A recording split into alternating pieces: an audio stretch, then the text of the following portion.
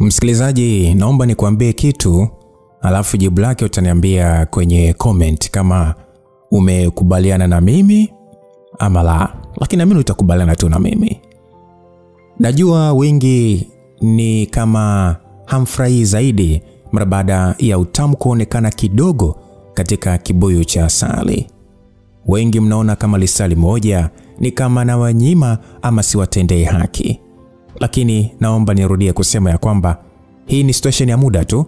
Kuanzia mwezi wa 5 tutaanza kupata zaidi ya haya masaa, na pia tutapata short story nyingine kutoka kwa watunzi wakubwa na ambao mmeshawazoea, ambao pia mnawafahamu. Kwa hiyo ninaombeni sana tuendelee kuvumiliana katika hili lisali moja la simulizi ya Hamza mpaka pale tutakapovuka hiki kipindi. Mimi mwenyewe sipendi msikilizaji. Hivyo basi ninaomba kama kweli umenielewa na umekubaliana na mimi katika kipindi cha muda mfupi tu, basi niambie, usijali Lumbas, tuko pamoja. Kwa hiyo kufikia mwezi wa 5 tarehe 15 hivi au 13 ni mwendo wa zaidi ya masaa ili tuendelee kupata matamu zaidi kwenye simulizi ya Hamza na kupata simulizi zingine tamu. Nina simulizi nyingi sana ambazo ni short story kwa ajili yako. Ninaamini wewe ni muelewa kwa sababu una nguvu za nishati ya mbingu na ardhi. Okay? Yes. Tulipoishia sehemu ya ngapi jamani? Hii ni sehemu ya ngapi? Ya 21. Okay, tulipoishia sehemu ya 20 tunaona ya kwamba Amos amefika kwa Brigadia Doswe, na kitendo cha kuwasili kwa Amos hapo ofisini kilimshangaza sana Brigadia Doswe. Kumbuka humu ndani pia Dastan alikuwa anatoa pia ripoti kwa Afande Doswe kuhusiana pia na Amos kutoweka na hajulikani yuko wapi. Sasa kushangaa kwa Brigadia Doswe mara baada ya uwepo wa Amos kuna maanisha nini msikilizaji? Lakini tunatamani pia kujua ile pete ambayo bibi kampatia Hamza. Inaonekana Hamza anaijua. Kwa nini Hamza aseme kitendo cha mimi kuikubali hii pete tayari nimeingia kwenye matatizo? Kwa nini? Na haka karembo ketu kateshia vipi kwenye maisha yake yeye na Hamza? Tunasonga mbele msikilizaji, langu jina Lucas Lumba. Sasa Brigadia Doswe alishia kumwangalia Amos kwa macho ya maswali bila kupokea salamu yake, kwa sababu Amos alipofika pale akasema, "Jambo afande." Sasa Brigadia akasema, "Amos, sina muda wa kuongea na wewe sasa hivi. Asubuhi kesho fika na ripoti kamili ya wapi ulipokuwa na ulichokifanya." Amos akasema, "Sawa afande." Alitikia kwa heshima na Doswe aliondoka akionekana kuwa na haraka kuelekea kwenye kikao. Msikilizaji, jeshini hakuna nitafikiria, hapana. Ukipewa maagizo na mkubwa wako ni sawa afande. Basi Dastan na Amos walishia kuangaliana. Ukweli ni kwamba Dastan alikuwa akimtafuta Amos, lakini hakuweza kumpata. Na tunafahamu Amos alikokuwa. Jamaa siji kafanywaje ubongo wake. Hata alivyoomba kitengo cha usalama wa taifa kujaribu kumfuatilia, alishindwa. Na hisia zake zilimwambia pengine Tresha Noah kuna alichomfanyia Amos. Dastan akasema, "Afande Amos, nimekutafuta sana pana. Nidhani kuna kitu kimekupata." Amos akasema, "Naamini ulifurahia kutokuonekana kwangu." Dastan akasema, "Unamaanisha nini kusema hivyo afande?" Aliuliza na kumfanya Amos kutabasamu kifedhuri. Amos akasema kwamba nani ambaye aliniandalia mtego mpaka kutaka kuuawa? Hebu acha maigizo basi kanali. Nina uhakika hata kutekwa kwangu unahusika. Aliongea na kumfanya kanali kushikwa na hatia pamoja na mshangao kwa wakati mmoja. Dastan akauliza, "Unamaanisha nini kuhusika na kutekwa kwako? Ina maana kupotea kwako ulikuwa umetekwa?" Dastan aliuliza hivyo na kufanya Amos sasa kumwangalia kwa macho yaliyojaa chuki bila kuongea neno. Dastan akasema, "Amos, licha kwamba mimi sijawahi kukupenda, lakini huwezi kuongea vitu ambavyo havina ushahidi kulingana na taaluma yako." Amos alitabasamu akasema, "Umeshakiri kabisa hujawahi kunipenda. Hiyo ni sababu tosha. Kama niliweza kuingia katika mtego ambao ulinitengenezea, kwa nini nisikushuku na hili lililonitokea?" Dastan akasema, "Kama unachozungumza ni kweli ulikuwa umetekwa, hebu nipe sababu ambazo zinakufanya uone kama nahusika." Aliongea kanali huku akionyesha hali ya serious kwenye macho yake. Amos akasema, "Oh, unataka sababu? Kama unataka sababu mimi nitakutajia. Unajua fika mimi ndio unajua una mahusiano ya siri na Tresha Noah. Na niliwapiga picha. Walioniteka walinisurubu kwa kutaka niwatajie wapi nimeficha ushahidi wa picha." Aliongea Amos. Na kauli ile ilimfanya Dastan mapigo ya moyo kudunda kwa nguvu. Kutokana na kile ambacho Tresha aliongea, alijua fika lazima atakuwa amehusika kumteka Amos. Na kama ni hivyo, moja kwa moja hata yeye anahusika. Amos akasema, "Kanali, kesho naandaa ripoti ya mambo yalionikuta katika siku zote ambazo sikuwa nikionekana. Juu ya kutekwa kwangu na walioniteka walichokuwa kitaka nitaandaa. Na nitaelezea kila kitu katika hiyo ripoti, unapaswa kujiandaa katika hili." Aliongea Amos. Msikilizaji, yani haikujulikana alikuwa akidanganya makusudi au kutokana na kupandikizwa kitu kwenye ubongo wake inamfanya adanganye. Amos sasa hivi ni mwingine. Lakini kwa vyovyote vile uongo wake ulionekana kufanya kazi. Sasa upande wa Dastan alihisi hatari ese. Yani alijua kama kweli Amos alitekwa na waliomteka ni watu wa Tresha, basi moja kwa moja swala hilo linamuunganisha na yeye. Alafu pili, faili la Tresha kwa muda mrefu lilikuwa ndani ya kitengo chao, akifahamika kama mfanyakazi kutoka Binamu, na ni juzi tu yeye pia alihusishwa kushirikiana na watu wa Binamu.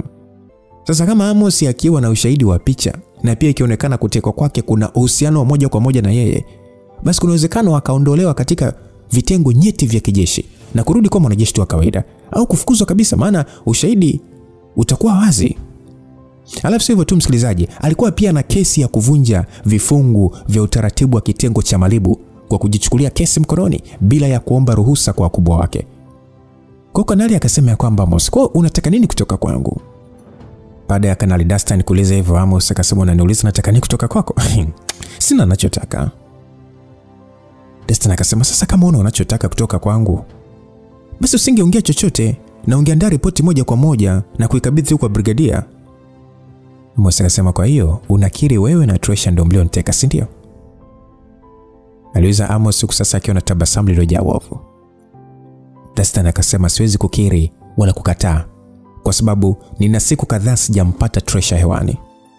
Ni kweli nakiri ya kwamba nina mahusiano ya siri na wewe una ushahidi. Kama Tresha ndio kahusika, hili ni swala linaloniunganisha na mimi." Aliongea na kumfanya Amos kutoa tabasamu. Amos akasema, "Kanali, licha ya kwamba unipendi, lakini mimi nakuheshimu kama moja ya agenti wenye uwezo mkubwa katika kitengo chetu. Na kuheshimu kwa mafanikio yako na kuheshimu pia kwa kunitangulia jeshini. Lakini matendo yako ambayo ni kinyume na sheria yanafunika mafanikio yako kwa kasi kubwa sana." Dastan akasema, "Amos, haina haja ya kuongea sana. Hebu niambie ni kipi ambacho unataka kutoka kwangu? Na katika ripoti yako usihusishe swala la mahusiano yangu na Tresha." Aliongea Dastan huko akionyesha hali ya wasiwasi. Amos akasema, "Sikia, nataka ripoti yote ya kesi, faili namba 99 na juu ya muuaji aliyehusika na kifo cha Afande Mchuku na wapi lilipo faili la sauti ambalo ameacha. Naamini kwa siku ambazo sikuwepo mengi yametokea kwenye uchunguzi wako."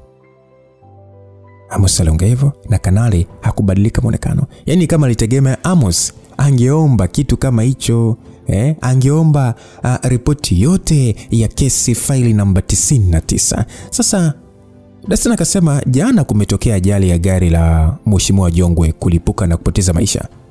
Nilishuhudia hii ajali baada ya kupata intelijensia kwamba yupo hatarini. Kwa hiyo muda huu nimetoka kuongea na brigadia na sijamaliza kumaliza kilichotokea, na ameniambia niweze kuandaa ripoti. Nitaandaa nakala 2 kwa wakati mmoja. Moja nitakupatia wewe na nyingine nitampatia brigadia." Aliongea Kanali na kumfanya Amos kutoa tabasamu. Amos akauliza, "Vipi kuhusu rekodi ya sauti ambayo Mchuku alikuwa ahidi kukupatia?" Dastan akasema, "Bado sijaipata, ila kuna uwezekano wa kuweza kuipata. Katika ripoti ambayo nitaandaa utaweza kuona." Msikilizaji, Dastan hakuwa na jinsi ya kumpatia kila kitu Amos alichoweza kupata katika uchunguzi wake. Unajua kwa sababu gani? Kwake yeye ripoti aina hiyo haikuwa na umuhimu mkubwa, kwani sio kwamba alikuwa akitafuta kupandishwa cheo. bali alikuwa na mpango mkubwa na Tresha, na hakutaka kuona mpango huo ukiharibika kwa ripoti ambayo Amos anataka. Na upande wa Amos ni kweli alitekwa, lakini hakutekwa na watu wa Tresha, bali alitekwa na watu wa taasisi ya Harris Foundation na kufanywa upandikizaji wa kifaa kwenye ubongo wake. Na mimi wewe mwenyewe msikilizaji utakumbuka gia ambayo aliambiwa aitumie akiulizwa alikuwa wapi kwa kutokuonekana kwa kipindi chote ni kusema alitekwa. Kuhusu Dustin kuamini maneno yake, alipaswa kuamini, kwani kabla ya Amos kuchukuliwa na watu wa Harris, alikuwa akifuatiliwa na kundi lingine la watu ambao walitumwa na Tresha kwa ajili ya kumuua. Sasa haikueleweka ilitokea vipi, ila kundi lile liliweza kukamatwa na watu wa Harris Foundation, na hapo ndio sababu ilipotokea ya Amos kuambiwa akiulizwa alikuwa wapi, kusingizia watu hao waliokuwa wakitaka kumteka. Kwa hiyo mpango wote huo ulikuwa umeandaliwa na Agent Alonzo na Amos. Baada ya kuambiwa mpango huo, aliona pia ni nafasi ya kutumia udhaifu wa Dustin ili kujua ni wapi amefikia katika uchunguzi wa kifo cha Afande Mchuku na wapi alipoacha faili la sauti ya wazungu akiongea na mfungwa gerezani. Yaani msikilizaji, kiufupi ni kwamba Amos alikuwa katika akili yake, lakini kwa wakati huo alikuwa mtiifu kwa umoja wa sinagogu. Alikuwa na misheni moja tu ya kufuatilia kujua kwa undani tukio la ajali ya radi iliyotokea mwaka 2002 na pia kujua wapi ulipo mkufu ambao aliuona kwa marehemu ex wake Jasmine. Kwa hiyo ndio ilikuwa ni misheni moja tu. Kwa sababu brigadia alimwambia mtumie ripoti ya tukio zima la jana, Dustin hakuchelewa kwenda ofisini kwake kuandaa ripoti hiyo. Upande wa Amos ilibidi sasa asubiri mpaka apate ripoti. Alikuwa akifanya kazi kama robot na alikuwa na siku chache za kukamilisha kazi aliyopewa. Sasa Amos akauliza kwamba huyu mfungwa ndio amehusika na kifo cha Mheshimiwa Jongwe na vile vile ndio Mchuku aliyekuwa akimzungumzia? Aliuliza Amos mara baada ya kukabidhiwa nakala yake na Kanali. Kanali akasema nina uhakika 100% ndio mhusika, na hisia zangu zinaniambia anaweza akawa ndio amemuua Mchuku. Amos akasema kwa hiyo unamaanisha ametolewa gerezani na kukamilisha yote haya? Kwa nilivyoweza kusikia mazungumzo yako na Mchuku, inaonekana huyu ndo aliyehusika na kifo cha Agent Serekia. Kanali akasema Amos, hii ni taarifa nyeti ya serikali na kwa cheo chako haikupaswi kujua haya kiundani. Aliongea Dustin huku akiwa na macho ya msisitizo. Sasa Amos akasema afande, usio mfungwa tena. Huyu ni mhalifu na anapaswa kudhibitiwa. Kuna haja gani sasa kumlinda mhalifu namna hii? Kamuua Sedekia na kisha kamuua Jongo na Martin. Sasa kwa nini raia wasimjue? Kanali akasema upo sahihi Amos. Huyu ni mhalifu na anapaswa kushughulikiwa. Lakini hujiulize kwa nini anaweza kufanya haya yote tena wakati huo akiaminika ni mfungwa ndani ya gereza la Silo? Lazima kuna mkono wa viongozi hapo na usika. Aliongea na kumfanya Amos kutingisha kichwa. Amos akauliza kwa hiyo imekuaje umempoteza wakati ukimfukuzia? Aliuliza Amos sasa akisoma mwisho wa ripoti hiyo. Ilionekana Dustin alikuwa na uhakika msababishi wa ajali iliyopelekea kifo cha Jongwe alimfahamu ni Chendezi. Sasa Dustin akasema sikumpotezea Amos. Alikuwa akiendesha pikipiki. Na mimi nilikuwa naendesha gari. Sasa unadhani ni rahisi kumpata kwa jinsi mpangilio wa mji ulivyo? Kuna maeneo gari haiwezi kupita, lakini pikipiki inaweza kupita. Lakini hata hivyo nishajua alipo kwa sasa.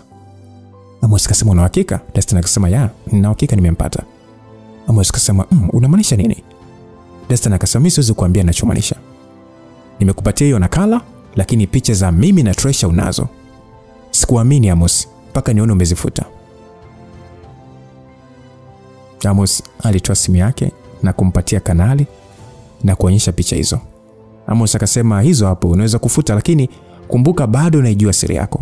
Hivyo unapaswa kuniambia unamaanisha nini kusema umempata. Aliongea Amos akiwa serious. Dustin akasema sina uhakika kwa 100%, ila atakuwepo chini ya Boss Liza makao makuu ya Dede. Hiki ndio ninachoweza kukuambia. Sikia Amos, hili swala lina mkono wa viongozi wa juu. Hivyo unapaswa kulisogelea kwa umakini mkubwa sana. Mimi sitaki uzembe wako uje kuniangushia na mimi au kuniangusha na mimi. Afu isitoshe hii ni kesi ambayo haina vigezo vya kuwa chini ya kitengo chetu. Amos akasema, sikia, mimi ni agent huru na sifungwi na kazi zilizopo ndani ama nje ya kitengo. Naweza kubeba majukumu ya kitengo cha 9 na malibu muda wote ule. Aliongea na kumfanya Dastan kutingisha kichwa. Msikilizaji, licha ya kwamba Chendezi au Mad Dog kuwa makini sana kuweza kumshinda Kanali katika mbio za pikipiki yake, kitu pekee ambacho kilimfanya Dastan kumpata ni kwamba alikuwa bado ni mfungwa. Hivyo mara baada ya kwenda gereza la Silo na kumkoswa pamoja na kumhoji Nyampara juu ya mambo yanayoendelea hapo ndani, ilikuwa ni rahisi kwake kujua lazima Chendezi atakuwa makao makuu ya Dede. Sasa Dastan akasema, kuna kitu kimoja nataka tukubaliane baada ya hapa. Amos akasema, nakusikiliza. Dastan akasema, kuanzia sasa uchunguzi wa kesi faili namba 99 tutashirikiana. Kesho naonaje ukipendekeza hili kwa mkurugenzi? Naamini kama tukishirikishana utaalamu wetu, itakuwa ni rahisi kufumbua fumbo lote kwa wepesi. Aliongea Dastan, na alijua kwa sababu Amos alikuwa akiaminiwa sana na mkurugenzi. Akimpendekeza hata swala lake la kuvunja vifungu vya sheria za vitengo au za kitengo atasamehewa. Kwa hiyo Amos akasema, tokea ile siku uniingize kwenye mtego, nimetokea kukuchukia sana Kanali. Lakini kwa maslahi ya nchi, nipo tayari kuweka nyuma chuki yangu. Nipo tayari tushirikiane, lakini tu kama mkurugenzi ataridhia. Aliongea Amos na kumfanya Kanali Dastan kutoa tabasamu. Jamani, kwa kijana wetu Hamza, kabla hajapiga hatua kuingia ndani, aliweza kusikia sauti ya Yones katika hali ya kufoka. Kumbukeni, Hamza na Reji wameenda kumtembelea Yones, lakini mara baada ya Hamza kuingia mle ndani, anashangaa kumuona mtu ambaye amevaa gwanda za jeshi. Kwa ndo tukio lao la mwisho kwenye sehemu iliyopita, msikilizaji. Sasa alisikika Yones akisema, naomba uondoke, sitaki kuona, ondoka. Aliongea Yones, na alionekana aliyekuwa akimwambia ni mwanaume aliyevalia combat za jeshi zenye nyota 3, ikimaanisha ni captain. Regina ndio aliyekuwa wa kwanza kutangulia kuingia, na ndani ya kukuwa na mwanaume mmoja tu. Walikuwa ni wanaume wawili, wote wakiwa katika sare za jeshi. Mwingine akiwa ni luteni, yani Luteni Usu, yani nyota 1, na jina la Dickson J. Mkandala lilisomeka kwenye kifua cha combat zake. Regina akauliza Yones, hao wanajeshi kwa nini wapo hapa? Alizifa mara baada ya kushikwa na wasiwasi kutokana na muonekano wake. Yones akasema, bosi, kwa nini umekuja mpaka huko hospitalini? Nilikuwa busy sana kwenye siku hizi mbili na nikashindwa kuja kutembelea. Vipi hali yako? Baada ya Reji kuuliza hivyo, Yones akasema, niko sawa kwa sasa boss. Asante kwa kuja kuniona. Aliongea sasa na yule mjeda mwenye combat zenye jina la Johnson G. Mdudu. Aligeuza kichwa chake na kumwangalia Regina kwa macho aliyojaa kebei. Akasema kwamba lazima utakuwa ni bosi wa kampuni ya Dosam. Kwa nini umempa kazi ya ulinzi mchumba wangu na kumfanya umie? Aliuliza, na swali lake lilimfanya Regina na Hamza kushangaa. Reji akauliza Yones, hivi kumbe una mchumba tayari? Yones akasema, hapana boss, usimsikilize, anaongea ujinga tu. Aliongea Yones na kugeuza macho yake na kumwangalia huyo mjeda kwa ukali. Akasema kwamba, Mdudu, hivyo unaongea upuzi gani? Jamaa akasema, yani naongea upuzi wakati ni kweli, na umekimbia harusi hatua za mwisho na kuniaibisha, Yones akasema, nishasema sikutaki, lakini unatumia nguvu ya babako kumpanikisha babangu ile unioe. Nimekimbia ndio, na sitokaa unioe, yani sitokaa niolewe na wewe. Jamaa akasema, wazazi wetu ndio wametaka kuunganisha familia zetu kupitia ndoa. Ile siku uliokubali kupokea pete ya uchumba rasmi ukawa mwanamke wangu, na uwezi kubadilisha. Aliongea kwa hasira na kisha alimgeukia Regina. Akasema kwamba mchumba wangu namtoa hapa kumpeleka hospitali nzuri ya hadhi yake. Ole wako nisikie umemfanya kuwa mlinzi tena. Jamaa aliongea kwa hasira. Sasa kumbukeni ile Hamza liko hapo alafu demu wake ndo anaongeleshwa kibabe hivyo. Hamza mara baada ya kusikia kauli zake za kibabe, mwamba alijikuta akicheka chini chini tu. Yaani kwa namna afande Mdudu alivyokuwa akiongea, ilionyesha ni lazima anatokea katika moja ya familia yenye nguvu. La sivyo, Asingejiamini hivyo. Yones akasema, Mdudu, mimi siwezi kwenda popote na wewe. Nipo radhi kufa na sio kuolewa na wewe. Aliongea Yones kwa hasira na kufanya Reggie aingilie. Reggie akasema, Yones, naomba utulie. Wewe sikia, Yones ni mfanyakazi wangu na rafiki yangu. Siwezi kukuruhusu kumuondoa hapa kwa nguvu. Hata kama wewe ni mwanajeshi, huna mamlaka kumlazimisha. Aliongea Reggie na kumfanya Mdudu kuanza kucheka.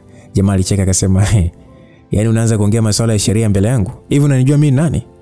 Unanijua mimi nani? Reggie akasema, haina maana ya kujisifia wewe ni nani kama matendo yako ni ya kipuuzi. Jamaa akasema, una kauli mbovu kwa mfanyabiashara kama wewe, Hamza, kwa nini unashindwa kumdhibiti mkeo? Regina na Yones mara baada ya kusikia kauli ya afande Mdudu, muonekano wao ulibadilika mara moja. Regina alishangaa, aya, imekwaje mjeda huyu kujua amefunga ndoa na Hamza? Sasa upande wa Yones alishangaa kwa kutokuamini kama Hamza na Regina walikuwa na mahusiano ya aina hiyo.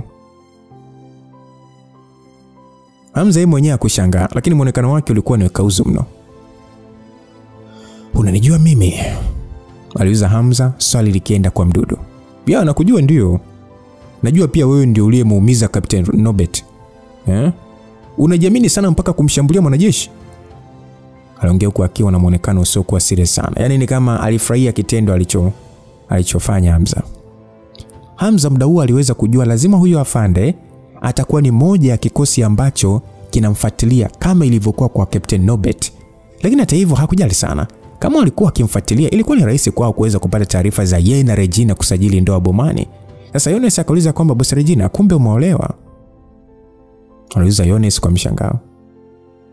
Afu kumbukeni ya matukio ya ndoa vyeti, kumbukeni si yamefanyika afu Yones akiwa yuko hospitali.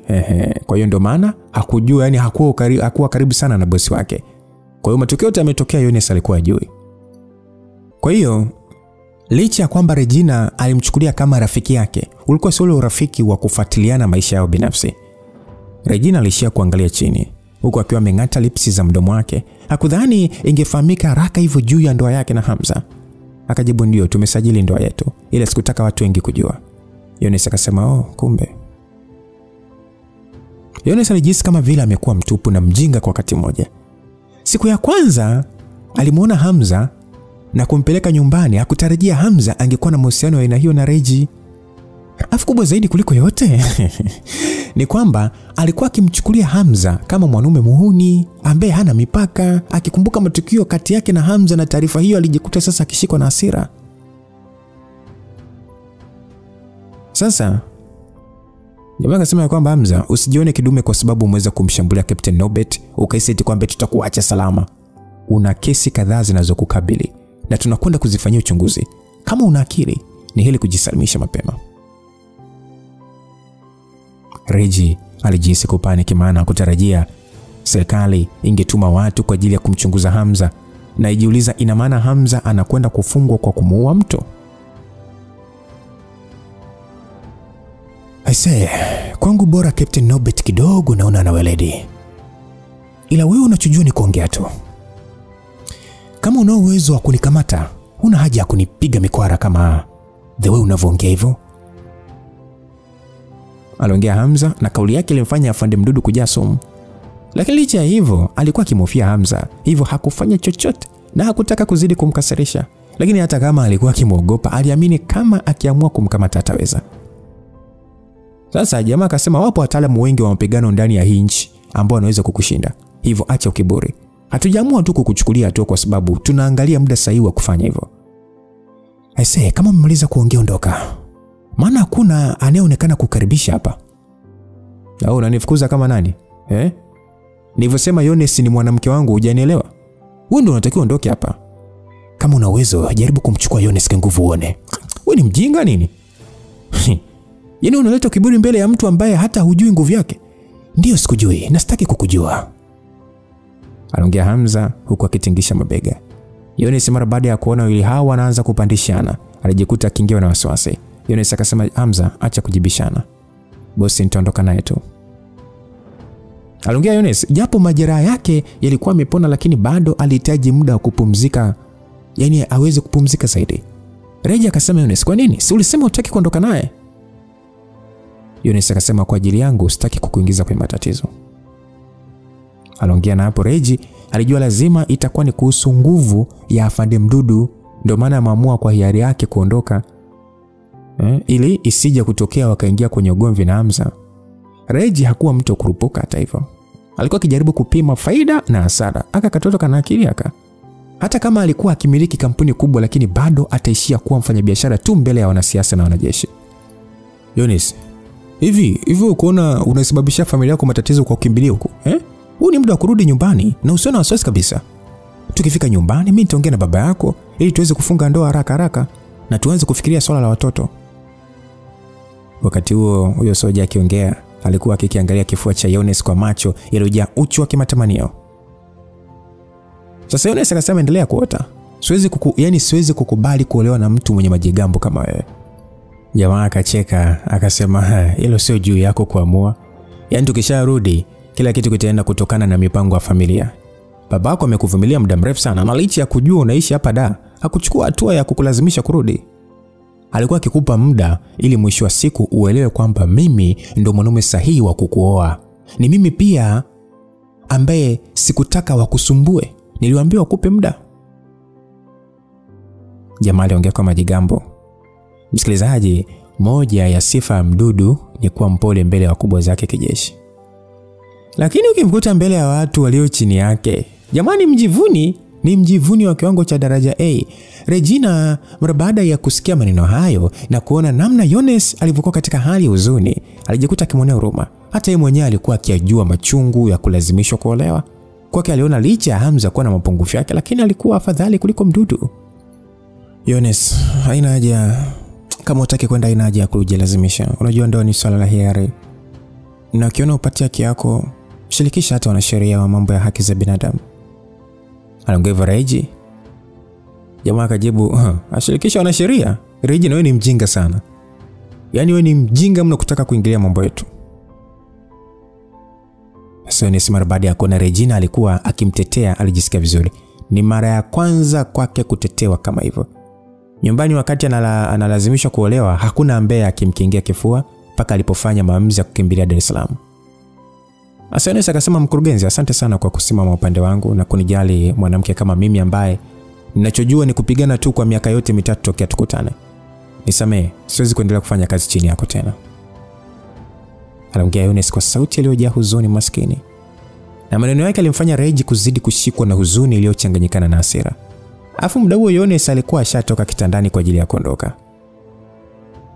Yaani kuna mtu kwenye comment alisema, Hamza lazima tu amonyandua Yones, lazima wawe wapenzi. Hapana, kwa hali sidhani. Kwa hiyo Yones bwana, kipindi anashuka kwenye kitanda bwana, kwanza hata kutaka kumwangalia Hamza ambaye alikuwa amekaa nyuma. Kitendo cha Yones kutaka kuondoka bila ya kumwaga kilimtoa Hamza aliposimama na kwenda kumzuia kwa mbele. Yaani tumekula chakula cha mchana mara kibao, halafu nataka kuondoka bila hata kuniaga? Aliuliza Hamza. Kauli yake ilifanya Yones kukumbuka siku ambazo alifahamiana na Hamza mpaka kuzoea kula naye chakula kwenye meza moja. Yones akasema, ni mwongo siku zote. Kumbe ni mume wa boss, alafu umenikalia kimya. Nimekasirika, sitaki hata kuaga mimi. Sawa Captain, lakini haina haja ya kujilazimisha kuondoka. Kuna baadhi ya mambo kwenye dunia hii yapo nje ya hiari yetu. Ya ndio, yapo mengi sana ambayo hatuna hiari nayo, ikiwemo kifo na kuumwa. Lakini swala la kuolewa na mtu kama huyo ni kuamua. Kama utaki. Hamza, mwacha kuniongelea vibaya basi. Ukidhani mimi siwezi kufanya chochote, unasikia? Hujui hata ni kipi kizuri au kibaya kwako kwa kujaribu kuingilia mambo yangu na mchumba wangu. Eche na mchumba wako. Bro, unazaibisha hizo combat za jeshi. Kama unashindwa kujua ndoa ni makubaliano ya watu wawili, wewe unamuita mchumba lakini captain hakutaki zaidi ya kufosi. Aliongea na kumfanya afande Mdudu kumsogelea Hamza karibu na kumwangalia kwa macho makali. Akasema, sitaki kupoteza muda wangu na mhalifu kama wewe. Ukiendelea na mbovu zako, nitakufanya ulazwe hapa hospitalini. Acha hasira bro. Mimi sina mpango wa kuingilia mambo yako. Kinachonipa wasiwasi ni juu ya mke wangu tu. Mdudu akauliza, hili linahusiana vipi na mkeo? Wewe ndio uniambie, unadhani ni kitu gani muhimu cha kuzingatia kama mwanaume kabla ya ndoa? Kwa nini kujibu? Huwezi kunijibu kwa sababu macho yako nadhani kuoa ni kama kunifunga, yani ni kama kumfunga kondoo kamba na kumpeleka nyumbani. Unachotaka kufanya hapa ni kumchukulia captain ni kama mnyama ambaye unaweza kumweka tu nyumbani bila kujali hisia zake. Kwa hiyo unataka kumaanisha nini? Msikilizaji, Mdudu aliuliza sio kama hakuelewa, ila hakutaka kuelewa.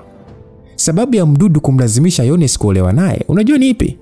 Ni kwa sababu ya uzuri pamoja na familia anayotokea. Yones na Kenyani kapisi. Yani hakujali hisia zake. Pengine hayo yote yalichangizwa na namna ya familia zao zilivyo. Kwao ndoa ni kama biashara ya kuunganisha familia mbili zenye nguvu. Si mnafahamu familia zenye nguvu, yani zenye utajiri, ukipelekwa pale hohe hahe, wanakutema, wanataka ni tajiri kwa tajiri. Kwa hiyo hata Mdudu anafahamu ndio familia yake ni kubwa na anaelewa kabisa familia inayotokea Yones na yenyewe imeshiba. Mimi sijui wengine wanachowaza, ila kwangu kitu cha kuzingatiwa kwa mwanaume kuoa ni ule utayari wa mwanaume kubeba majukumu yote ya kifamilia. Ndoa inaweza isiwe kamilifu, lakini uwajibikaji lazima. Kwa mke wangu mimi, anamchukulia captain kama rafiki yake wa karibu. Kama captain hana furaha, na mke wangu hawezi kuwa na furaha. Na kwa sababu sitaki kumuona Regina akiwa na huzuni, Yones anabakia hapa, haendi popote. Regina Kareji kanachukia kuitwa mke. Licha ya kutokupendezwa na Hamza kumuita mke, lakini bado moyo wake ulilainika kwa namna ambavyo alionekana kuwa serious kujali kila ambacho anataka. Hata kwa Yones ilikuwa ni hivyo hivyo. Alikuwa na hisia mchanganyiko. Aliguswa na namna Hamza alivyoonekana kusimama mbele yake kumkingia kifua. Kauli ya Hamza ilimfanya afande Mdudu kuchomoa bastola kiunoni na kumwekea Hamza kwenye paji la uso. Tutarudi kuona kama bastola ilifanya kazi ama Hamza alifanya nini. Sasa saa 8 za mchana ndani ya dhehebu la kiimani la The Chosen Faith maarufu kama kanisa la Brazil, alionekana Agent Alonzo akiwa amekaa kwenye benchi ndani ya kanisa hilo.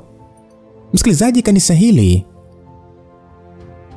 lilikuwa linapatikana Bunjubi ndani ya jiji la Dar es Salaam. Ukienda kulitafuta utalikuta tu. Japo unaweza usilione kwa hili jina, lakini lipo. Kwa lipo maeneo ya Bunjubi, kwa sababu ilikuwa ni mchana, hakukuwa na waumini wote wa dhehebu hilo. Alonzo alionekana kukodolea screen iliyofungwa juu ya dari ikionyesha ratiba mbalimbali za ibada. Moja ya sababu kubwa ya kanisa hili kujipatia umaarufu duniani kote ni kutokana na taratibu zao za ibada. Lilikuwa ni dhehebu ambalo linakaribisha kila aina ya imani kasoro waumini wa Wiccan pekee. Sisi tumeelewana, yani kila kitu ndani ya kanisa hilo kilikuwa kikifanyika kinyume. Ilikuwa pia sio sahihi kuliita kanisa kutokana na utaratibu wao. Kama ni waumini wa Rastafarians, kulikuwa na ratiba yake ibada. Kama ni waumini wa Kibudha, kulikuwa kuna ratiba yake ibada. Kama ni muumini wa Kikristo, kulikuwa kuna ratiba yake ibada. Kama ni muumini wa Buddhism, kulikuwa kuna ratiba yake ibada. Yani kifupi ni kwamba dhehebu hili lilikuwa likitilia mkazo kila imani ya mtu bila kubagua. Kasoro tu wapagani wa kisasa ambao maarufu hufahamika kama Wicca. Inasemekana kwamba licha ya kanisa hili kuwa na ibada ya kila imani, lakini siku moja ambayo ni Jumamosi wanakuwa na ibada ambayo inawakutanisha waumini wa imani zote, na mafundisho yanayotolewa katika siku hiyo ni kufundisha elementi ambazo zinaunganisha dini zote. Ngoja nikufafanulie hapa msikilizaji, ni kwamba kwa lugha nyepesi kinachoangaliwa ni vipi imani ya Rastafarian inafanana na imani ya Kibudha. Hivyo hivyo ni vipi imani ya Kihindu inafanana na ya Kiyahudi. Tumeelewana Sasa hizo sababu zote ambazo zinatengeneza mshahibiano ndio msingi mkuu wa imani ya kanisa hilo la Brazil au The Chosen Faith. Mbele ya madhabahu ya kanisa hilo kulikuwa na kila aina ya vitabu vya dini ambavyo unavijua wewe na ambavyo hutumiwa na imani tofauti kuanzia Satanic Bible, Black Book, Mishefa na vinginevyo. Baada ya dakika chache kupita, pembeni ya Alonzo aliweza kufika mwanaume wa kizungu aliyevalia joho la rangi nyekundu na kwa pembeni yake. Alisalimia yule mwanaume akisema shalom, shalom. Alisalimia, alikuwa amevalia joho sasa. Alonzo akaitikia Mermaid Rael. Aliitikia kwa imani yake na kumpa heshima yake yule mtu kwa imani yake. Msikilizaji, umesikia mermaid eh? Mermaid ilimaanisha kuitikia salamu kwa muumini wa kipagani ambaye sio Wiccan. Na Rael ni cheo cha mtumishi kutoka imani ya Raelism. Sasa akauliza kwamba tupo na kipi cha kuzungumzia leo. Akajibu kwamba nipo kwa ajili ya kuripoti kazi yangu nchini Tanzania imekamilika. Akaambiwa kuhani alinipa taarifa juu ya ushawishi wako mbele ya Profesa Maya Thema. Kazi nzuri agent. Alonzo akasema asante sana Raeli kwa kunitambua. Aliongea Alonzo akionekana kufurahia kusifiwa. Raeli akasema kutokana na uwezo wako wa hali ya juu unapaswa kuendelea kubakia nchini Tanzania kwa kazi nyingine. Aliongea Raeli na kumfanya agent kushangaa. Akasema kazi nyingine? Akajibiwa ndio. Kazi hii ni muhimu na kama utaweza kuifanikisha nafasi yako ndani ya umoja itapanda. Agent Alonzo, upo tayari kupokea kazi nyingine? Akajibu moyo wangu ni kwa ajili ya umoja. Nipo tayari kwa kazi nyingine. Aliongea na kumfanya Rael kutoa tabasamu. Rael akasema kama sinagogu tunaamini uwepo wa viumbe wengine ambao wanaishi hapa duniani pamoja na sisi. Uchunguzi wetu wa kisayansi umeweza kuthibitisha uwepo wao. Lakini jamii ya kimataifa zimekataa kuamini kutokana na kutokuwepo kwa ushahidi wa kuonekana kwa macho. Shukrani kwa Dr. Ganesha, kwa sasa tuna teknolojia kunasa nguvu zisizoonekana. Alonzo akauliza Rael, unamaanisha hawa Night Shadow? Rael alitingisha kichwa kukubali.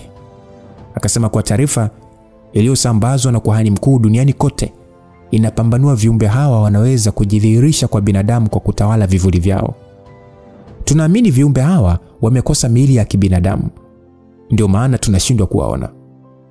Kuhani kupitia andiko lake anasema viumbe hawa wapo kila sehemu ndani ya dunia, lakini viumbe waliopo Amerika hawezi kuvuka bahari na kufika bara la Afrika. Hivyo kwa mabara mengine ambayo utenganisho wao ni maji. Aliongea na kauli ile ilimfanya Alonzo kuwa katika hali ya mshangao, kana kwamba alikuwa amepata taarifa ambayo hakuwahi kuisikia. Yeye kama agent wa synagogue alikuwa akijua uwepo wa hao walioitwa Night Shadows, lakini hakuwahi kupata uzoefu wa kivuli chake kutawaliwa na hao viumbe. Basi Alonzo akasema, ndugu Rael, maelezo yako ni yenye kunishangaza mpaka sasa na sijajua ni kazi gani nyingine na kwenda kufanya. Rael akasema, naelekea huko agent. Wakati nikimalizia kukusimulia barua ya kuhani, kwa maelezo ya kuhani anaamini kuna njia za mawasiliano baina ya hawa viumbe kutoka bara lingine kwenda bara lingine. Na nadharia ambayo imeibuliwa na baadhi ya watafiti wetu ni juu ya matumizi ya kinachoitwa stimula. Alonzo akashtuka akasema, stimula? Rael akamwambia ndio, ni kama aina ya moshi wa harufu ambao humfanya binadamu kupata msisimko wa hali ya juu wa ubongo wake na kufanya kazi kwa uwezo wa juu kabisa. Hapa Tanzania imegundulika kuna matumizi ya siri sana ya hizi stimula ambazo husafirishwa kwa njia ya viungu. Aliongea na kauli ile ilimfanya Alonzo kushangaa. Akasema, hizi stimula zinatokea wapi kama zinatumika dunia nzima? Rael akasema, kwa sasa kuna ushahidi wa moja kwa moja wapi zinatokea na kipi kipo nyuma ya teknolojia ya uzalishaji wake. Wanasayansi wetu wanaendelea na utafiti. Uchunguzi wa awali tunahisia hizi stimula zinatokea kisiwa cha Binamu. Alonzo akasema, Binamu? Rael akasema ndio. Nadhani sina haja ya kukuelekeza ama kukuelezea kuhusu Binamu. Aliuliza na Alonzo alitingisha kichwa kubali. Akaambiwa kazi yako nchini Tanzania sio kujua wapi hizi stimula zinatokea wala juu ya kazi yake. Unachokwenda kufanyia kazi ni kujua watu wote wanaotumia hizi stimula. Kuhani anaamini wateja wa hizi stimula ndio njia ya mawasiliano ya hizi roho ambazo hujidhihirisha kwa njia ya kivuli. Aliongea na kauli ile ilimfanya Alonzo kutingisha kichwa. Akasema ya kwamba kwa maana kazi yangu itakuwa ni kuwatambua na kuwafuatilia hawa watu wanaotumia hizi stimula na kuona kama kuna mawasiliano yanayofanyika, si ndio? Akajibiwa, hakika umeweza kuelewa ninachomaanisha Mr. Alonzo. Ninachokumbusha, kazi hii inapaswa kufanyika kwa siri sana na isitokee kagundulika unafuatilia hili swala. Kazi yako kubwa ni kujua kama kuna mawasiliano yoyote yanayofanyika wakati wa matumizi ya hizo stimula, na kama yapo ni kipi kinaongelewa. Aliongea Rael na Alonzo alitingisha kichwa kuelewa. Sasa turudi huku kwa hawa watu wetu bwana. kina Hamza, nani, Mdudu.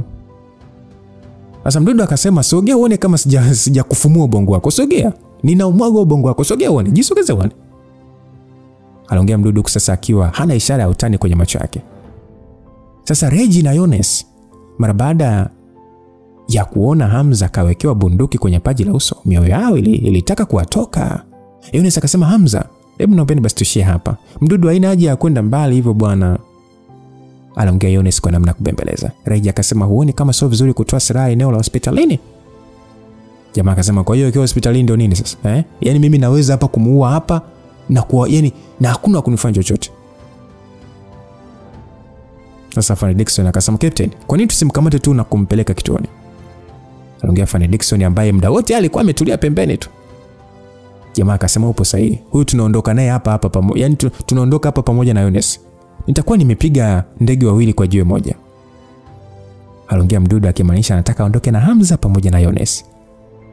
Na aliongea hivyo mara baada ya kujifikiria kwa dakika chache. Lakini dakika ambayo anamalizia kauli hiyo, bunduki yake ilikuwa imeshachukuliwa kiustadi kabisa na kutoka katika mikono ya Hamza.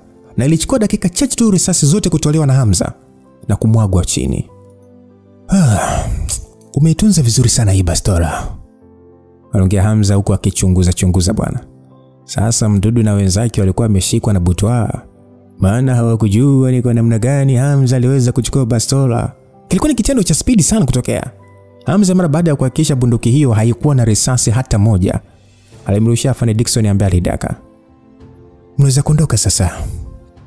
Hapa ni hospitalini na panapaswa kuheshimiwa. Kama hutaki ugomvi na mimi, basi acha kumsumbua Captain.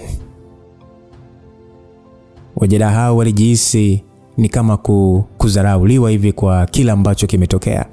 Yule bwana ambaye alikuwa ameambatana na Mdudu alionekana mtu wa shari, kwani pale kwa asili alimsogelea Hamza kwa nia kumshambulia. Lakini hata hivyo mbele ya Hamza ilikuwa ni kujitafutia matatizo tu. Kwani sekunde ambayo ngumi yake inamkaribia Hamza, alishadakwa mkono na kilichosikika tu mifupa tu kuvunjika. Lakini licha ya maumivu makali, alionekana alikuwa na uwezo mkubwa wa kuvumilia, kwani aliinua mguu wake kutaka kupiga teke na buti la kijeshi, lakini Hamza alikuwa ni mwepesi, kwani alikwepa na kumpiga ngumi ya mbavu iliyomfanya kudondoka chini kama gunia kutokana na maumivu. Sasa Mdudu mara baada ya kuona mjeda mwenzake ameweza kudhibitiwa na Hamza kwa mashambulizi mawili tu, hali ya hofu ilimvaa pale. Na aliona ilikuwa bahati kwake hakushambuliwa. Yani hakushambulia yani. Sasa muda huo Yones na Reggie walijikuta wakishangaa na kufurahi kwa wakati mmoja. Sogea, si ulitaka kuondoka na Captain? Ukinishinda nitakuruhusu kuondoka naye. Aliongea Hamza akimpa ishara afande Mdudu. Lakini bwana huyo kwani yeye hajipendi? Kwani yeye hapendi maisha yake? Bado anatamani. Alisha tu kumeza mate mengi huku akionyesha hali ya kusita. Jamaa akasema kwamba wewe nitakuchunguza kwa umakini na kujua wewe ni nani, na baada ya hapo nitakukamata kulingana na sheria. Yamekuwa masuala ya sheria tena, Yaani dakika sifuri tu umeshahamia kwa masuala ya kisheria. Sekunde chache nyuma ulikuwa ukiongea kana kwamba hujali sheria, lakini sasa hivi unaonekana kutii. Bwana mimi sitaki kuendelea kubishana na mtu kama hiyo bwana. Aliongea akionyesha kabisa amenyoea. Na muda ule alimgeukia Yones akamwambia, Yones, wewe ni mchumba wangu. Ukubali ukatae ni mchumba wangu na ni swala la muda tu utakuwa mke wangu. Aliongea kwa hasira na kumpa ishara mjeda mwenzake na kuondoka. Mara baada ya wajeda hao kuondoka, hatimaye hali ya ukimya irejea. Reggie na Yones walimwangalia Hamza huku akiwa na muonekano usioelezeka. Vipi jamani, mbona mnaniangalia hivyo? Yaani kama ndio kwanza mnaniona? Yaani ni bora kama usinge hata nisaidia tu Hamza. Mdudu mimi namjua vizuri, ni mtu wa kuweka juu sana moyoni, na kwa support ya cheo cha baba yake yani utamsababisha tu matatizo mkurugenzi. Yones usongee hivyo. Ijapokuwa ni kweli Hamza ni mtu wa kurupuka, lakini mimi nisingeweza kukuangalia tu ukichukuliwa kwa nguvu. Maana haina tofauti na kutekwa. Huna haja ya kuwa na wasiwasi. Na kuhakikishia hakuna matatizo yote yatakayotokea. Alafu Captain, unaonekana umeshapona tayari. Kwa nini usiende kukaa kwenye apartment za kampuni ili isiwe rahisi kwa yule mtu kukusumbua? Mimi namfahamu Mdudu kwa muda mrefu sana tokea tukiwa kambini. Yaani kwa kichotokea leo hata kuja kunisumbua tena mpaka apate mbinu ya kudili na wewe. Anyway, ngoja akirudi atakutana na atakachokitafuta. Anyway, Yones, itakuwa ni vizuri kama uko kurudi kazini. Kwa hiyo usifanye mazoezi magumu. Nikikuona kazini itakuwa rahisi kwangu kutokuwa na wasiwasi. Aliongea Regina na Yones alitingisha kichwa kukubali. Akamwambia Regina, hujawahi kuniuliza chochote kuhusu familia yangu na hutaki kujua? Aliuliza hivyo Yones huku sasa akionyesha kusita. Hata nijue ama nisijue haimaanishi kwamba nitabadilisha maamuzi yangu wala kukataa ukweli kwamba tumekuwa marafiki kwa muda wa miaka 3. Ila kama unataka kuniambia mimi nipo tayari kusikiliza. Baada ya kuambiwa hivyo, Yones akasema usiwe na wasiwasi. Nyumbani kwetu Kongwa natokea familia ambayo inaheshimika kwa mchango mkubwa jeshini. Niliondoka nyumbani kuja Dar kwa sababu ya kuepuka usumbufu wa Mdudu na masuala yake ya ndoa, maana mimi simpendi. Hivyo usiwe na wasiwasi, familia yangu haiwezi kukuletea shida. Usijali Yones, mimi nakuamini. Afistosha wewe ni msichana jasiri ambaye unapenda haki. Kwa hiyo usijali. Baada ya Reji kuongea hivyo, Yones alitabasamu. Akasema usiseme hivyo mkurugenzi, ni kwa sababu tu sipendi kuonewa. Msikilizaji, ukweli licha ya kwamba muonekano wa Yones na Reji ni kama unalingana kiumri, lakini Yones alikuwa kimheshimu mno Reji. Pengine ni kutokana na tabia zao kuendana. Upande wa Hamza alishia kukunja sura tu. Kuna kitu alihisia na kujiambia kuna uwezekano Yones ni mtoto wa mwanajeshi mwenye cheo kikubwa kama anavyohisi kwa Mdudu. Sasa bwana, kitendo cha Mdudu kuingia kwenye jeep ya jeshi, alijikuta kigongo skani kwa hasira na kutukana matusi bara. Dickson mjada mwenzake ambaye alikuwa ameteguliwa mkono, yani amevunjwa mkono na Hamza, alishia kujikaza kisabuni ili aweze kufika hospitali ya jeshi kwa ajili ya matibabu. Sasa Dickson akasema, Captain, huyu Hamza anaonekana sio kawaida kabisa. Ndio maana Nobet licha uwezo wake ameweza kudhibitiwa kirahisi. Captain akasema, mjinga nini? Ndio maana umepigwa kirahisi. Ole wako ruhusu taarifa ziwafikie watu wengine kwenye kikosi changu. Aliongea kwa sasa akisugua meno kwa hasira na kumfanya Dickson kutulia bwana. Sasa muda huo Mdudu alionekana kupokea simu kutoka kwa vijana wake. Sauti upande wa simu ilisikika ikisema kwamba afande, taarifa kutoka 9 wale wawindaji kutoka Filipino wameingia nchini. Sauti ilisikika hivyo upande wa pili na kumfanya afande Mdudu macho kuchanua. Wameingia nchini? Wameingia nchini lini? Mwezi kupata uelekeo wao? Ndio afande, wameingia jana nchini na wamefikia katika hoteli ya Sunset Kigamboni. Wana visa kama watalii, lakini taarifa kutoka kwa majasusi ubalozi wetu Filipino wametuhakikishia kwamba ndio wenyewe. Hao lazima wapo hapa nchini kwa ajili ya kufuatilia kupotea kwa wenzao. Hebu hakikisha waondoke kwenye rada zetu. Hii ndio njia rahisi ya kujua walikuwa wakitaka nini kutoka kwa Hamza. Sawa afande. Kitendo cha Mdudu kukata simu, tabasamu lilichipuka kwenye uso wake. Tokea tukio la Hamza kuua kundi lile kikatili kule Bagamoyo, kitendo cha Malibu kukiongozwa na afande Msuya walikuwa katika uchunguzi wa kutaka kujua walifuata nini nchini Tanzania mpaka kujaribu kumteka Reji. Sasa Dickson akasema, Captain, hii ni njia nzuri ya kukamilisha uchunguzi wetu. Mdudu akacheka akasema, hii lazima lifanikiwe hili. Njia pekee ya kuja kufanya kazi hapa makao makuu ni kuonyesha uwezo wa juu kuliko Nobet. Afistoshe, nina hamu pia ya kujua ni kwa sababu ipi kundi kama hili linatoka mbali hivyo kwa ajili ya Hamza tu. Sasa huku kwa wenzetu kina Hamza, upande wa Hamza bwana alishia kushika simu yake akiendelea kuperuzi wakati Yones na Reji wakiongea kwa kucheka. Kwa sababu story hazimhusu, hakushiriki katika maongezi. Sasa baada ya kuachana Yones, Hamza na Reji walianza safari ya kurudi nyumbani maana muda ulikuwa umeenda. Ilikuwa inakaribia saa 1:30 za usiku. Regina baada ya kuingia kwenye gari alionekana hakuwa na mudi ya kuongea, kwani aligeukia kioo na kuangalia mandhari ya usiku ya mji. Sasa Hamza alijua lazima Reji bado atakuwa na hasira juu ya swala la Eliza. Hivyo hakutaka kumsumbua na kuendesha gari kimya kimya huku akiwaza namna ya kumchangamsha. Ambacho hakujua ni kwamba Reji alikuwa akiwazia maneno ya bibi yake na kujiuliza au bibi yake ameongea vile kutokana na ugonjwa wake wa akili au kuna maana nyingine zaidi. Reji hata hivyo aliona kama ni swala la shida yake ya akili, ni kwa muda mrefu sana hajaugua na kuna siku alikuwa akisahau kumeza mpaka dawa na hakuna shida yoyote iliyokuwa ikimpata. Kwake aliona sio sababu ya bibi yake kumwambia kumshikilia Hamza hata kama mpendi. Alijiwazia Reggie akasema kwamba nitaenda kuonana na dokta. Pengine anaweza kuwa na ushauri mzuri zaidi. Aliweza hivyo Reggie mara baada ya kuona akili yake ni kama imechoka kufikiria. Alafu isitoshe kuanzia asubuhi alikuwa akifikiria mpaka muda huo. Kutokana sasa na uchovu alijikuta akipotelea usingizini.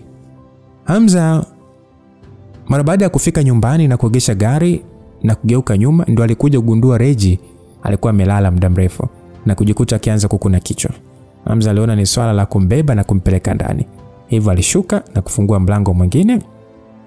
Lakini wakati alitaka kumpakata, udenda ulianza kumtoka mara baada ya kuona lipsi nyororo ya Reggie kwa karibu zaidi. Sasa akajiuliza Hamza, hivi jamani, si nimefunga naye ndoa huyu? Ina maana siruhusiwi hata kumkisi japo kidogo jamani? Anajiuliza Hamza swali la kipuzi, akijisaulisha upo kazini. Ngoja uchokoze moto wa Reggie.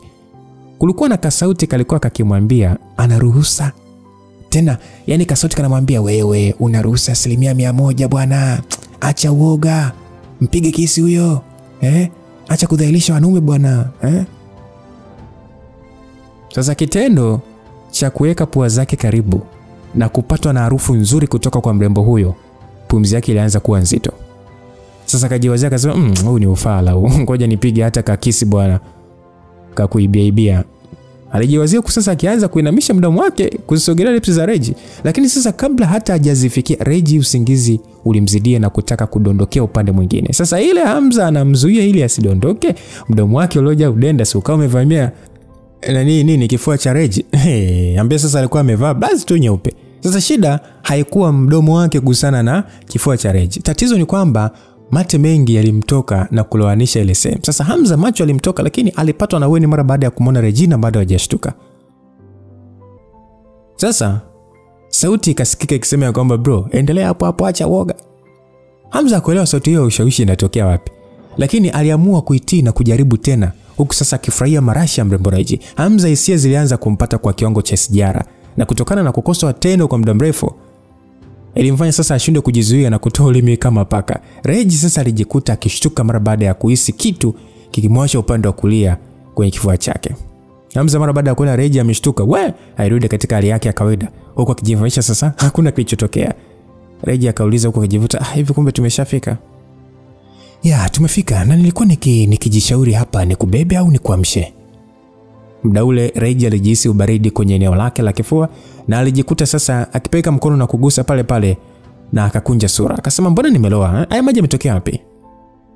Swali hilo lilifanya uso wa Hamza kugeuka na kuwa wa blue kama mtu aliyekoswa oksijeni kwa muda mrefu. Lakini asingefanya chochote kwa wakati huo maana Reggie alikuwa ashagusa tayari. Kilichomchanganya zaidi Reggie alikuwa na shauku ya kutaka kujua maji yametokea wapi. Hivyo mara baada ya kugusa alipeleka kidole puani na alijikuta akikunja sura kama vile ni amekula pilipili. Licha ya kwamba Regina alionekana kama mwanamke ambaye hajui mambo mengi, lakini alikuwa na akili kutofautisha maji na mate. Kunusa kidogo tu alijua yale ni mate ya mtu. Wewe. Mlifanya nini wewe? Hivi kuna tabia mbovu hivi? Hujui kuwa na mwanamke maisha yako yote? Reggie alihisi ukichaa ulikuwa kimpanda na kujua ni kwa nini anamwamini mwanaume mshenzi kama Hamza. Wife, acha basi wasiwasi. Mbona hakuna nilichokufanyia? Hebu angalia nguo zako vizuri. Aliongea Hamza. Na alivyosikia neno wife, akili yake ilikuwa ikichemka kwa hasira. Alishia kumpiga Hamza na mkoba wake wa Hermes kwa hasira sana. Akamwambia wewe ni kichaa nini? Mtu wa kawaida hawezi kunifanyia ujinga bwana. Yaani wewe nitakuonyesha, wewe ngoja leo. Aliongea huku sasa akirusha mkoba kwa nguvu lakini sasa kitendo kile kilimfanya kukosa balance na kujikuta sasa akitaka kudondoka kutoka kwenye gari. Hamza asingemwangalia tu mrembo huyo akidondoka na kujipigiza kwenye mlango. Hivyo kwa haraka alipiga hatua mbele na kumzuia asidondoke. Lakini kilichotokea mkono wake uligusa sehemu ile iliyokuwa imeloa. Dakika hiyo sasa ni kama sasa muda ulikuwa ni kama umegandishwa kutokana na ukimya uliotokea. Ijapokuwa Hamza alitamani kuminyaminya tena lakini sasa alikuwa akiogopa Reggie atakasirika zaidi na pengine mpaka kufukuzwa ndani ya hiyo nyumba.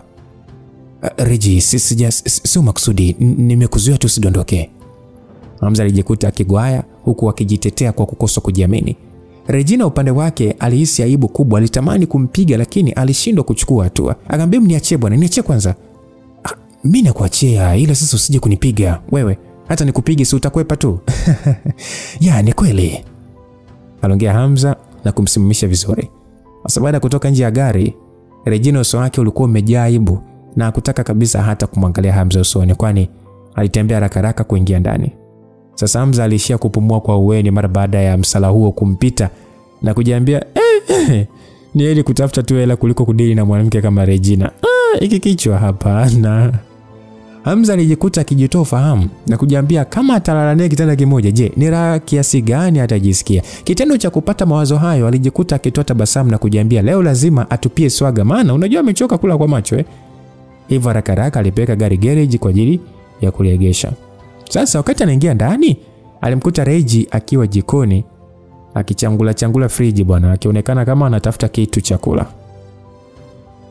Mke wangu, nimeagiza chakula muda si mrefu, kwa hiyo kitaletwa. Kwa hiyo huna haja ya kula hiyo mikate.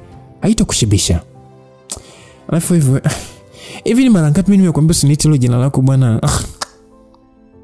Regina alijizuia tu kutokumfanya chochote Hamza.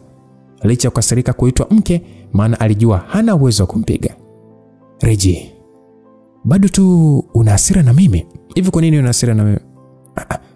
Kuna sababu nyingi za kuwa na hasira na mimi. Swala la mimi kumuua mtu, swala la Eliza na kilichotokea sasa hivi. Aliongea Hamza akiona ni vizuri kuongea naye kuhusu hayo maswala. Hivi wewe, mambo ya kuua mtu hayo ni maswala yako. Wewe na Eliza kuwa wasijua wapenzi, hilo mimi alinihusu. So, sio kama sijeti mimi na hasira, ila sijisikii tu kujihusisha na wewe. Kivipi utaki kujihusisha na mimi? Ile hali kisheria sisi ni mke na mume, Hata bibi yako amenipatia pete kwa ajili yako kama ishara ya mambo yangu ni mambo yako. Haya ni mambo ya kifamilia. Hata kama bibi amekupatia pete, haimaanishi kwamba eti kesi tutakuwa pamoja. Karatasi ndio linasema hivyo, lakini moyo wangu hapana. Acha kuwa mjinga kwa kuendelea kuona unaweza kuwa mume wangu. Kwa hiyo, unadhani niliamua tu kuandikisha ndoa kwa ajili ya kucheza na wewe na kisha kila mtu kuchukua 50 zake, au sio? Labda nikuulize swali, unajua nini kuhusu mimi? Upande upi yani? Aliuliza Hamza, maana kuna baadhi ya vitu anajua na vingine hajui. Upande wote tu. Upande wote wa masuala ya kuzingatiwa kabla ndoa. Yani ni kipi ambacho unajua napenda na kipi sipendi? Unajua napenda kula nini na kipi sipendi kula? Unajua na aina ya vitabu gani napendelea kusoma na vipi sipendelei? Unajua nimesomea wapi na kumalizia wapi? Unajua marafiki zangu wote? Unajua mtazamo wangu wa kimaisha ukoje na ndoto zangu ni zipi? Sasa hayo mimi nitajua vipi hayo yote ili hali hatuna hata mwezi tokea tukutane? Ndio ninachomaanisha hapa. Hatujajuana muda mrefu. Alafu nataka tu kulazimisha ndoa karatasi iwe ndoa ya kihisia. Hivyo ni kwamba ni kichekesho. Ni mchana tu hapo ulidhania nimempa Eliza gari kwa sababu tu ya kutaka kuache ili niwe na wewe. Kama kweli ungekuwa unanijua, usingekuwa na mawazo ya kichaya namna hiyo. Hamza alijikuta akinywea. Ilionekana Regina bado alikuwa na kinyongo juu ya kumsingizia kumpa Eliza gari kwa ajili ya kumtuliza. Kwa hiyo mimi kwangu hata kama uwe mtu au uwe mwizi mimi siwezi kukasirika. Maana kama nikukutana tumeshakutana kikazi. Hivyo kama usivyonijua mimi na wewe pia sikujui. Mimi ulioniona ndani ya siku hizi tulizofahamiana pengine sio mimi. Kwa nini nikwambie na wewe unionyeshe wewe ni nani? Hamza alishia kukosa neno. Hata hivyo aliona maneno ya Regina alikuwa ni sahihi. Ukweli ni kwamba hakuna anayemfahamu mwenzake. Hakuna. Wewe unadhani Regina anamjua Hamza? Hamjui. Labda kidogo Hamza kidogo anaweza, lakini Hamza naye hamjui kwa sababu taarifa zingine Hamza si anasikia kwa watu tu wengine. Kwani ukweli ni kwamba hakuna anayemfahamu mwenzake. Na kwa nini Regina ajali kile ambacho anafanya yeye? Licha ya kwamba kuna mambo kadhaa yalitokea kati yao, lakini yalikuwa katika msingi wa masuala ya mwajiri na mwajiriwa pekee na hakukuwa na hisia zilizohusika. Sikatai ni kweli umenisaidia mara kibao tokea tukutane. Iwe ni mimi au kampuni, lakini ndoa ni swala linalojitegemea. Kwa hiyo sidhani kwa sababu ya uwezo wako na connections ulizokuwa nazo ndio nakufanya tu jione kwamba una vigezo vya mimi kukubali. Vipi kama ukanichukulia mimi kama mkeo kisia na mwisho siku ukaja gundua nilikuwa nikikutumia tu, utajisikiaje? Hamza alitaka kuongea neno lakini alikatishwa na simu yake ambayo ilianza kuita. Alipoangalia aligundua ni mtu ambaye alimwagiza kuleta chakula. Hamza mara baada ya kwenda kuchukua delivery yake alifungua na ilionekana alikuwa ameagiza donut za strawberry kwa ajili ya Regina. Sasa jambo ambalo lilimshangaza Regina, maana hakutegemea kama Hamza angekumbuka kitu anachopenda kiasi hicho. Regina akauliza, wewe umeleta nini? Aliuliza Regina licha ya kwamba alikuwa ameona Hamza alikuwa ameagiza donut. Licha ya kwamba tumeoana kikazi, ila haimaanishi siruhusiwi kukujali. Nimeagiza kitu unachopenda. Kumbe unaweza kuagiza hata donut na kuletewa. Ulikuwa hujui kama unaweza kuagiza? Hiyo simu yako ni ya nini sasa? Ni kwa sababu tu sijui kupata wazo la kuagiza, ndio maana sijui. Basi usijali. Kuanzia sasa nitakupatia namba ya mtu ambaye unaweza kumwagiza muda wote ukijisikia kula. Ngoja nikuonyeshe na account yao ya Instagram. Aliongea Hamza na alitoa simu yake na kwenda mtandaoni na kumuonyesha Regina picha za mgawa ambao donut zinapatikana. Nataka kula tambi, aliongea Regina mara baada ya kuvutiwa na namna tambi zilivyokuwa zikivutia katika picha.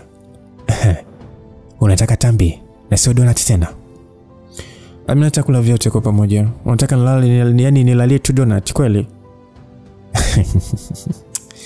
Kama unataka tambi basi jaribu kuagiza. Huu mgawa haupo mbali na hapa tunapoishi. Aliongea Hamza huku akimpatia Regina simu yake. Regi hajawahi kuagiza chakula kwa njia ya mtandao, ndio maana hakuwa mzoefu. Hiyo yote kutokana na siku zote shangazi si ndio alikuwa anafanya hayo mambo. Mimi nilivyokuwa kituoni kipindi ratiba ikiwa ni ya kula tambi, huwa tunakuwa na furaha kubwa. Hapa nawaambia vipi wasiweke vitunguu. Hivi kwa nini unachukia vitunguu namna hiyo? Mimi sipendi tu harufu yake. Aliongea na kumfanya Hamza kutingisha kichwa.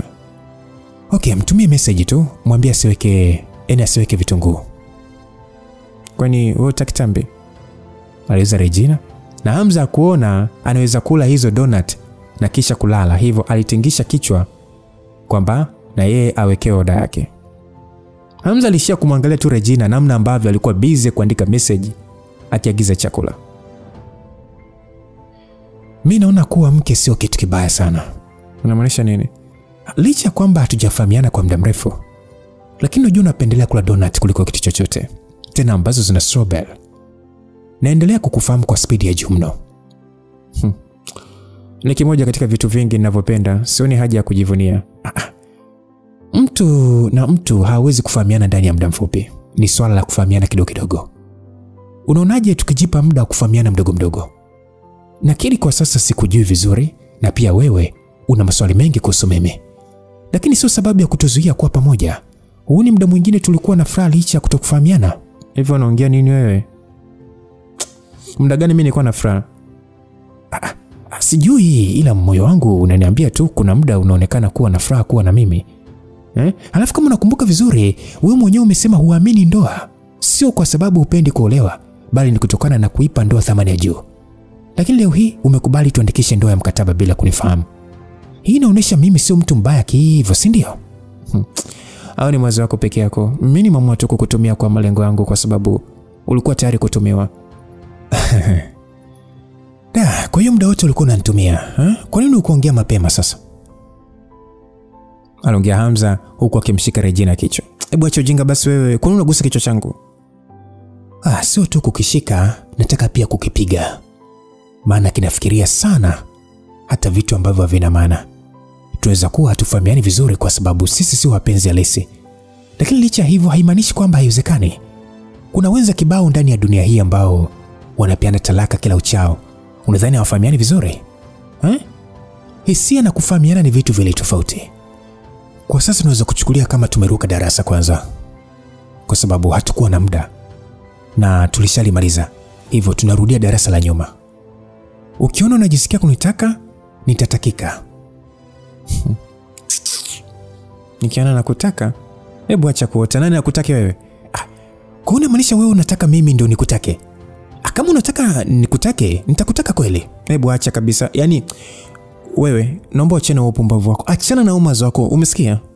Kama unataka kutaka, watake wengine. Sitaki unisumbue na kunitaka kwako. Aliongea Regina na kuchukua donut na kwenda kujitenga mbali na Hamza. Hebu muone sasa, unaongea kwa sababu unaona wivu. Mimi naona moyo wako ushaanza kunipenda. yani unaongea tu kila kinachokuja mdomoni kwa sababu mshipa wa aibu hauna, si ndio? Sasa wewe endelea kuongea ujinga uone. Yani hiki kisu nisipokidimiza kwenye mdomo wako, wewe ngoje. Basi mke wangu Aisha, ngoja basi nikuwashe TV. Hivi kwa nini usikii bwana? Mimi sinisha kwamba usiniite hivyo, mbona uelewi? Basi nitakuita Regina. Umesikia? Kwa hiyo usikasirike. Alafu kasirika utazeeka mapema bwana. Hamza aliamua acha kumtania zaidi, maana aliona angeharibu. Alijua kama Regina atatokea kupenda kweli, basi itakuja kuwa ngumu sana kueleza kuendelea naye. Sio, unanielewa? Alijua kabisa Regi akitokea kumpenda kweli, ogopa mtu ambaye anakuchukulia kwanza kawaida, hakuelewi afu baadaye ndo anaanza kukupenda. Ni ngumu sana kuja kuacha kwa sababu anakupenda akiwa anakujua. Kwa hiyo Hamza alijua kabisa ya kwamba kama Regi atatokea kupenda kweli, basi itakuja kuwa ngumu sana kueleza kuendelea naye. Lakini kwa wakati mmoja aliona kitendo cha bibi yake Regi kumlazimisha kumuoa Regina ilikuwa ni kama mtego kwake. Licha ya kwamba hakujua alichokuwa akiwaza Bi Miriam ni nini, lakini hakuona ni jambo baya kuwa na mwanamke mrembo kama Regi kama mke wake. Hamza alijisikia fahari, kwani licha ya Regi kuonekana mgumu, yani ni kama kabinti kagumu kuelewa, lakini ilionyesha anaanza kumuelewa taratibu taratibu. Sasa baada ya saa kupita, kila mtu aliweza kushiba tambi na donut na kugawana vyumba kulala. Sasa upande wa Regi, usiku alipata nafasi ya kufikiria tokea siku ambayo mkutana Hamza na matukio yote mpaka kufikia siku hiyo. Alijaribu kuhesabu siku na kuona zilikuwa na siku chache mno, lakini ilikuwa ni kama mwaka wamefahamiana. Jambo hilo lilimshangaza, maana hajawahi kumzoea mtu kwa haraka hivyo kiasi cha kugombana na kupatana ndani ya muda mfupi. Dakika sifuri tu Regi alikuwa amegombana na Hamza. Lakini wanagombana, lakini sekunde hiyo wanapatana. Regi alijifikiria kivipi? Mrembo huyo alijikuta akiingiwa na hisia mchanganyiko ambazo yeye mwenyewe hakuwa akizielewa vizuri, kutokana na kwamba ni kama mara yake ya kwanza kupatwa na hisia za namna hiyo. Sasa haka katoto kanaenda kulegeza kamba ama? Na je, usiku huu utapita bila Hamza kumfanya chochote Regi? Maana alisema huu ni upumbavu. Hapana, silishamuoa, ngoja leo usiku. Sasa huu usiku wao baada ya kuachana na baada ya Regi kuanza kuwazawaza hivi vitu, Hamza atamwacha usiku salama Regi? Kumbuka pia alipewa maagizo afanye juu chini apate kamnyweso ka Regi. Mnyweso, si umenielewa? Wewe ni mtu mzima bwana. Amujaze kiutumbo ili wapatikane watoto. Sasa je, usiku huu ndio muda sahihi wa kuweza Hamza kupata kamnyweso kutoka kwa haka kadada ketu kenye kiburi aina ya 5G? Katakubali kweli ka Regi haka ama kataua mtu? Tukutane sehemu inayofuata msikilizaji, tuone huu usiku ulipita vipi. Lakini mpaka leo bado tujamzika bibi mpaka muda huu bado tujamzika bibi bwana, maana mara mwisho tumeachana na bibi alikuwa ni kama shangazi Mariposa alimwangalia jicho kama la kumwaga. Kwa hiyo tukuelewa kipi kilichoendelea. Umeelewa? Kwa hiyo bado tuendelea kufahamu mambo mengi zaidi, lakini pia kina Amos wameshapewa kazi ya kufuatilia matukio ya mwaka 2002, matukio ya radi.